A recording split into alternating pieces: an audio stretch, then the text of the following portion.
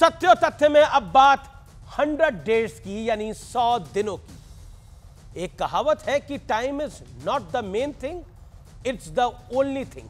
यानी वक्त से महत्वपूर्ण कुछ नहीं होता और कौन अपने समय का कैसा उपयोग या दुरुपयोग करता है, इससे उस व्यक्ति की पर्सनैलिटी, विजन और इंटेंशन का पता चलता है। आज मैं आपको देश के दो बड़े नेताओं के बीते 100 दिनों का हिसाब किताब दूंगा, यानी रिपोर्ट कार्ड दूंगा। आपकी नजरों में कौन 21 साबित होगा, यह फैसला सिर्फ और सिर्फ आपका ही हो सकता है।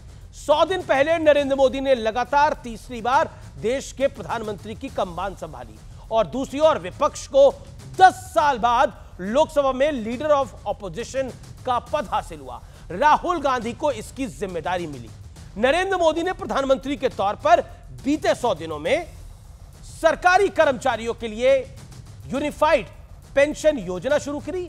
वन रैंक वन पेंशन यानी ORP का तीसरा संस्करण लागू कर दिया। मध्य वर्ग को यानी मिडिल क्लास को 7 लाख की आय पर टैक्स में छूट देकर एक बड़ी राहत दी। पीएम किसान सम्मान योजना की 17वीं किस्त 9.5 करोड़ किसानों को 20,000 करोड़ रुपए दिए गए। दूसरी तरफ लीडर ऑफ ऑपोजिशन है राहुल गांधी। इस दौरान संसद में हिंदुओं को हिंसक कहा, इंदिरा गांधी और राजीव गांधी के विचारों के विपरीत जाति वाली राजनीति की जोरदार वकालत करी। जम्मू कश्मीर में 370 की वापसी और पाकिस्तान से बातचीत की वकालत करने वाली नेशनल कॉन्फ्रेंस के साथ गठबंधन किया। कश्मीरियों के बीच जाकर कहा, बाहरियों को स्थानीय लोगों के मुकाबले सब कुछ दिया जा रहा है। उधर प्रधानमंत्री मोदी के 100 डेज यानी 100 दिनों में 49,000 करोड़ की लागत से 25,000 गांवों को पक्की सड़कों से जोड़ने का काम शुरू हो गया। 50,600 करोड़ रुपए की लागत से भारत की बड़ी सड़कों के विस्तार का फैसला लिया गया।